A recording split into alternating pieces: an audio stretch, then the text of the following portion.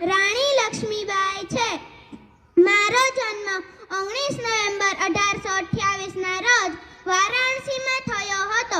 મારું બાળપણમાં નામ મણિકર્ણિકા હતું. બધા મને મનુ કહેતા. મારા લગ્ન મહારાજ ગંગાધરરાવ સાથે થયા પછી મારું નામ લક્ષ્મીબાઈ પડ્યું. મહારાજ ગંગાધરરાવના અવસાન પછી અંગ્રેજોએ ઝાંસી પર કબજો કરવા ઈચ્છ્યો, પરંતુ મેં અંગ્રેજોને કહ્યું, હું છું રાણી લક્ષ્મીબાઈ, મહારાજ ગંગાધરરાવની પત્ની, નવલકલ વંશની વધુ.